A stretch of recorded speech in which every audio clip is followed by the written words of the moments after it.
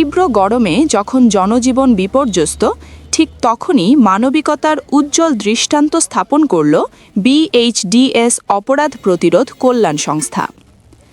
আজ ১৯ এপ্রিল রবিবার নারায়ণগঞ্জ শহরের নিউ মেট্রো সিনেমা হল সংলগ্ন জেলা ট্রাফিক অফিসের সামনে তপ্ত দুপুরে পথচারী ও শ্রমজীবী মানুষের মাঝে বিনামূল্যে ওট স্যালাইন ও বিশুদ্ধ খাবার পানি বিতরণ করা হয়।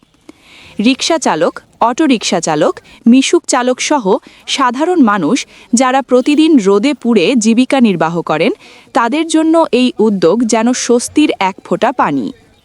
এই মানবিক কার্যক্রম পরিচালিত হয় BHDS কেন্দ্রীয় কার্যনির্বাহী কমিটির সাধারণ সম্পাদক মোহাম্মদ মোমিন ইসলামের সার্বিক ব্যবস্থাপনায় এবং ঢাকা বিভাগীয় কমিটির সভাপতি সেলিনা সুলতানা শিউলির সহযোগিতায়।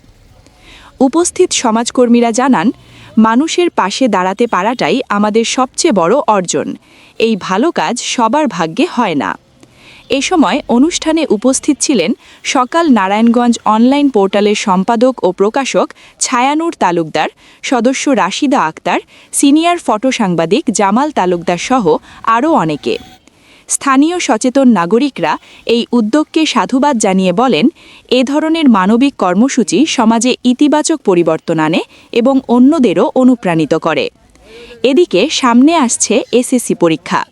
২১ এপ্রিল থেকে শুরু হতে যাওয়া এই পরীক্ষাকে কেন্দ্র করে BHDS নিয়েছে নতুন উদ্যোগ। পরীক্ষা কেন্দ্রে আগত শিক্ষার্থী ও অভিভাবকদের জন্য থাকছে হালকা খাবার, স্যালাইন ও পানির ব্যবস্থা। সংগঠনের পক্ষ থেকে জানানো হয়, আমরা শুধু কর্মসূচি নয়, মানুষের পাশে থাকার প্রতিশ্রুতি নিয়ে কাজ করি। মানবিকতা আর সহমর্মিতার এই পথচলায় BHDS যেন হয়ে উঠেছে মানুষের আরেকটি নাম।